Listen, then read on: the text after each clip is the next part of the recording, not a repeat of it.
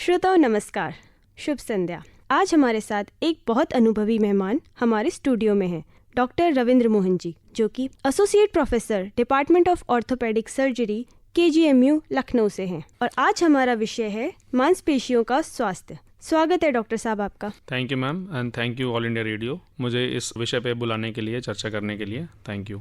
तो डॉक्टर साहब कहते हैं कि हमारे शरीर में लगभग 650 मांसपेशियां होती हैं, तो हम ये जानना चाहेंगे कि मांसपेशियों का कर्म क्या है। 650 नहीं, 639, 639 टू बी वेरी प्रिसाइज, इतनी मसल्स हमारे बॉडी में हैं जी। और इनके बहुत सारे काम होते हैं। उसमें सबसे पहला तो ये है कि हमारे शरीर को चलायमान करना, मूवमेंट में लेके आना, और हमारे बॉडी को किसी एक पर्टिकुलर पोस्चर में रखना, एक स्थिति में रखना। और अगर बॉडी को ज़रूरत है कुछ काम करने में, तो उस काम में क्या स्थिति रहनी चाहिए, बॉडी क्या पोस्चर रहना चाहिए, उसको मेंटेन करता है। उसके बाद हीट जनरेशन, कभी कभी जब हमें ठंड लगती है तो मांसपेशियां हीट जनरेशन में भी काम करती हैं।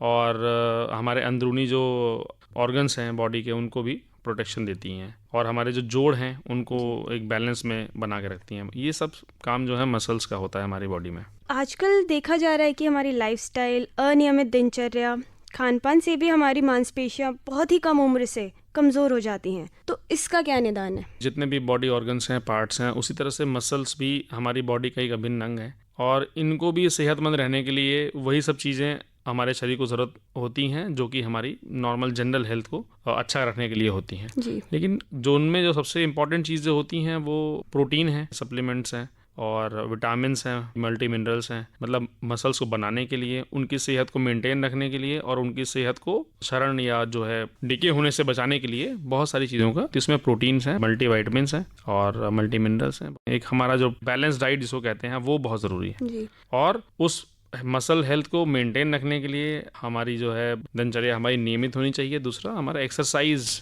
जो हमारी कसरतें होती हैं, व्यायाम जो होते हैं, वो एक बहुत अभिन्न रोल प्ले करती हैं हमारी मसल हेल्थ को मेंटेन रखने के लिए। और हमें इनको इंजरी या चोटों से भी बचाना चाहिए।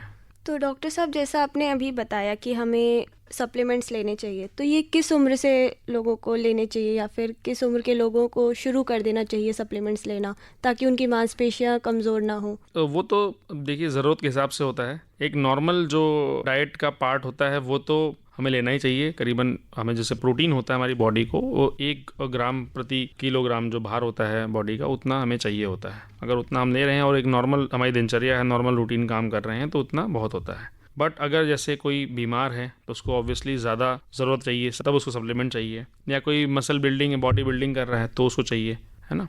तो ज़रूरत के हिसाब से चीज़ें होती हैं। और सप्लीमेंट्स, एक्चुअली हम लोग सप्लीमेंट्स से बहुत नेगेटिव वे में लेते हैं, बहुत नेगेटिव सप्लीमेंट्स हैं। बट सप्लीमेंट्स वो चीज़ें होती हैं जो कमी है खान पान में, उसको पूरा करने के लिए कुछ भी हम लेते हैं तो वो सप्लीमेंट है ना। या प्रोटीन सप्लीमेंट है, ठीक है। जी जी। तो इसलिए प्रोटीन जो है बॉडी के हर एक पार्ट को मेंटेन करने में, उसको बढ़ाने में, मजबूत करने में रोल प्ले करता है। इसीलिए हम लोग प्रोटीन सप्लीमेंट्स की बात करते हैं। तो प्रोटीन सप्लीमेंट डिपेंड करता है कि आप किस स्थिति में हैं। बीमार आदमी को हम लोग रेगुलरली प्रोटीन सप्लीमेंट देते हैं, जैसे कि उसकी सेहत सही हो सके। बॉडी बिल्डिंग में लोग यूज़ करते हैं प्रोटीन सप्लीमेंट्स। बट इन सब का एक बैलेंस मेंटेन करना बहुत ज़रूरी है। तो डॉक्टर, मांसपेशियां जो हमारे शरीर के अन्य तंत्र जैसे नर्वस सिस्टम, शारीरिक संतुलन को कैसे प्रभावित करती है? बेसिकली क्या है कि सब चीज़ें होती तो हमारे नर्वस सिस्टम से ही हैं। जी। बट नर्वस सिस्टम का एक मैसेंजर जो होता है, जो नर्व्स होती हैं, कुछ करना है, अगर जैसे बॉडी चाहती है, मन दिमाग कह रहा है कि नहीं हमें चलना है या तेज़ चलना है, तो उस चीज़ को मेंटेन करने के लिए नर्व्स जो हैं वो संचार ले जाती हैं मसल्स तक थ्रू द नर्व्स। और मसल उसी हिसाब से एक्ट करता है हमारे को वो परिस्थिति पैदा करने में, तेज़ चलने में, उस पोस्चर को मेंटेन करने में, या जंप लगाने में, या दौड़ने में, या स्विमिंग करने में, किसी भी तरह से। तो ये सबका एक सामंजस्य है जो कि मसल के एक्शन में झलकता है कि मसल क्या करना, बॉडी आदमी क्या करना चाहता है, तो उसको जो हेल्प करती है, जो एक कह लीजिए कि हार्डवेयर है, वो मसल है, बोन्स है। जी। तो किन स्थितियों में मांसपेशियां मतलब कमज़ोर हो जाती हैं हमारी? बहुत सारी जेनेटिक डिजीज़ भी हैं जिनमें मसल डिस्ट्रॉफीज हम लोग बोलते हैं उनको। एक तो उनमें अनुवांशिक तौर पे ही बच्चा, उसमें मांसपेशियां कमज़ोर होती हैं। और आप किसी भी चीज़ को अगर कम इस्तेमाल करेंगे तो वो कमज़ोर होती चली जाएगी। जैसे कि फॉर एग्जांपल हम लोग, जैसे मैं ऑर्थोपेडिशियन हूँ, तो मैं उसी तरह से एक बार एग्जांपल आपको दूंगा कि अगर हम किसी को प्लास्टर लगाते हैं तो प्लास्टर लगाने में क्या होता है कि वो पार्ट वो यूज़ नहीं होता है, इतना क्या दूसरा पैर या हाथ है वो यूज़ हो रहा है। तो अब जब 1-1.5 महीने बाद आप जब प्लास्टर निकालते हैं तो आप दोनों पैरों को या दोनों हाथों को कंपेयर करते हैं तो आपको लगता है कि नहीं एक पतला हो गया है। जी जी। तो अगर उस इस्तेमाल नहीं हुआ पिछले 1.5-2 महीने में तो पतला हो गया। तो इस तरह से बहुत सारी कंडीशंस होती हैं। बेड रिडन पेशेंट्स होते हैं, आईसीयू में जो पेशेंट्स पड़े होते हैं, उनका मसल लॉस होता है। और एक एज के बाद आदमी की जो एक्टिविटी लेवल है वो वैसे ही कम हो जाती है, तो मसल लॉस होता ही होता है। तो इसलिए एक्टिविटी लेवल अपना ट्रेनिंग, एक्सरसाइज और बाकी साइकिलिंग है, रनिंग है, जॉगिंग है, ये सब चीज़ें जो है मसल हेल्थ को मेंटेन रखती हैं। और कंडीशंस तो बहुत सारी हैं जो कि मसल लॉस या जो मांसपेशियों का क्षरण जिसको कह लीजिए होता है, जी जी। तो उनमें ये बीमारियां हैं। और चोट लग गई है किसी को तो प्लास्टर लग गया है, या फिर कोई बहुत पैराप्लीजिया जैसे हो जाता है, या कुछ भी सुन्नता जिसको कहते हैं, नासों में चोट होता है। तो अगर कोई नस भी डैमेज है तो वो नस जो है अपना मैसेज मसल तक नहीं पहुंचा पा रही है, तो वो यूज़ ही नहीं हो रही है, तो ऑब्वियसली वो पतली हो जाएगी। तो मांसपेशियां इस तरह से प्रभावित होती हैं अलग अलग परिस्थितियों में, अलग अलग कंडीशंस में बॉडी के। मतलब जैसे मशीन को कंटिन्यूअसली यूज़ बिल्कुल, करना बिल्कुल। होता है, वैसे ही अपने शरीर को भी रेगुलर एक्सरसाइज के थ्रू हमारी मसल्स स्ट्रांग रहेंगी, हाँ। अगर हम उसको नियमित दिनचर्या में हमारे एक्सरसाइज इंक्लूडेड रहेगी तो। जी बिल्कुल। ओके। उम्र के साथ हमारी मांसपेशियां कैसे प्रभावित होती हैं, तो इनको स्वस्थ रखने के लिए क्या सावधानियां बरतनी चाहिए? एक पर्टिकुलर एज तक जैसे हड्डियां हमारी मजबूत होती हैं, वैसे ही मांसपेशियां भी हमारी मजबूत होती हैं। अगर आपने शुरुआत से एक्सरसाइज की है, वैसा लाइफस्टाइल रखा है, तो मसल मास मेंटेन रहता है, बनता है, बढ़ता रहता है। लेकिन एक पर्टिकुलर एज के बाद 40, 45, 50 साल के बाद वो अपने आप धीरे धीरे धीरे धीरे ढलना शुरू होती हैं। इसको ओल्ड एज में काफ़ी अक्सर होता है कि जनरलाइज्ड वीकनेस जिसको कहते हैं, मरीज कहता है या कोई भी आदमी कहता है कि मुझे पूरे शरीर में दर्द है या कमजोरी सी महसूस होती है। जी। ठीक है, तो इस कंडीशंस में मसल लॉस वैसे ही एक नेचुरल प्रोसेस है, तो वो उसको सार्कोपीनिया कहते हैं उसको, तो वो होता है। और इन सबको बचाने के लिए हमें अपनी मसल को बिल्डअप करना ही पड़ेगा। तो डाइट है, एक्सरसाइज है, रेगुलर रेस्ट है, ठीक है, हाइड्रेशन आप मेंटेन रखिए, पानी का जो है सेवन वो एक फिक्स्ड अमाउंट में होना चाहिए। जी। और हमेशा अगर काम ही करते रहेंगे तो मसल को जो रिपेयर, जो डैमेज होता है एक नॉर्मल दिनचर्या में, वो वक्त नहीं मिलता है उसको हील होने का। तो आप कितना भी प्रोटीन ले लीजिए, अगर आप रेस्ट नहीं कर रहे हैं तो वो प्रोटीन मसल बिल्डअप में काम ही नहीं आना है। जी। तो इसलिए रेस्ट, एक पर्टिकुलर टाइम पीरियड का रेस्ट भी वेरी इंपॉर्टेंट। जैसे हम लोग बोलते हैं एक्सरसाइज जो लोग करते हैं, बॉडी बिल्डिंग करते हैं, उसके बाद रेस्ट बहुत इंपॉर्टेंट होता है, क्योंकि उस टाइम पे जो डैमेज हुआ है, जो मसल बिल्डअप के लिए आपने जो मेहनत की है, वो हीलिंग करेगी, वो मसल को बढ़ाएगी।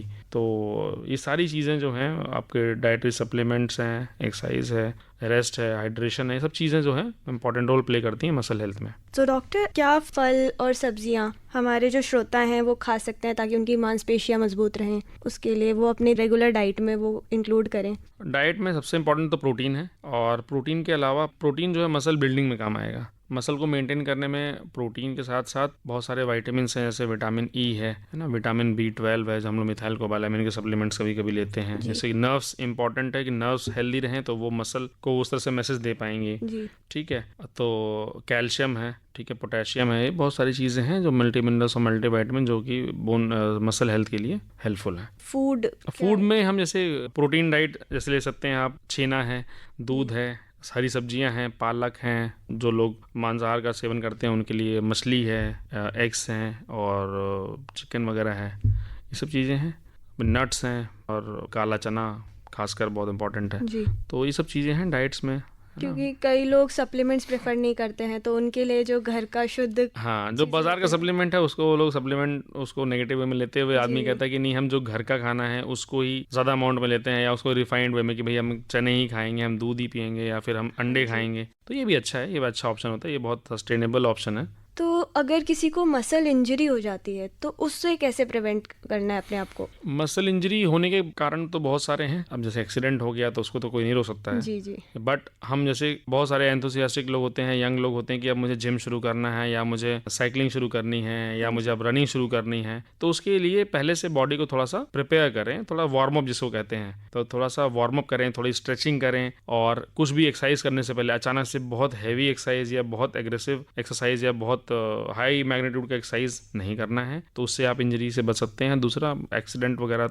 होते हैं तो उसमें आप घरेलू, जो खासकर जो बूढ़े बुजुर्ग होते हैं, वो जो घरेलू ही चोटें जो लग जाती हैं, डोमेस्टिक फॉल्स जिनको कहते हैं, छोटी छोटी चोटें लग जाती हैं, उस वजह से वो लोग बिस्तर पे पड़ जाते हैं। तो ये सब इंजरीज बचाने के यही सब तरीके हैं कि इंजरी मसल में ना हो। मसल को हेल्दी रखना भी बहुत ज़रूरी है, और मसल को ट्रेनिंग देना भी बहुत ज़रूरी है, सो दैट कि कोई भी छोटी मोटी चोट है मसल को इंजर ना कर पाए। खासकर एक्सरसाइज जो लोग यंग पॉपुलेशन पॉपुलेशन है जो आजकल जिम वगैरह बहुत जाती है, तो जिम में कोई भी एक्सरसाइज शुरू करने से पहले वार्म अप बहुत ज़रूरी है। मसल को एक मैसेज दीजिए कि हम अब ये काम शुरू करने वाले हैं, अचानक से नहीं, कोई भी बड़ी एक्सरसाइज या हैवी एक्सरसाइज नहीं करनी है। तो डॉक्टर साहब, श्रोताओं के लिए हमारे एक कोई संदेश? श्रोताओं के लिए संदेश यही है कि जैसे ही हम लोग मसल्स जो एक्चुअली बॉडी में हर जगह ही हैं, हड्डियां भी हर जगह ही हैं, तो हम लोग बाकी सब चीज़ों पर ध्यान तो देते हैं, लेकिन मसल भी उन्हीं से जुड़ी हुई है, तो उनको भी नज़रअंदाज नहीं करना चाहिए। और अपनी जो दिनचर्या हमें अच्छी रखनी चाहिए, खान पान ठीक रखना चाहिए, और कोई भी एक्सरसाइज ज़रूरी नहीं है आप जिम जाएँ, और रनिंग है, जॉगिंग है, सिंपल स्विमिंग है, साइकिलिंग है, ये सब भी एक्सरसाइज का ही पार्ट है जो कि मसल हेल्थ अच्छा रखने में हमें हेल्प करती हैं। और एक एज के बाद जो मसल लॉस होना शुरू होता है, उस एज के पहुंचने से पहले ही हमें अपने बॉडी को इतना ट्रेन करना है कि हम उस एज तक पहुंचते पहुंचते हमारी मसल लॉस ना हो और हम उसको मेंटेन रख पाएं लंबे समय के लिए, सो दैट कि आगे जाके हम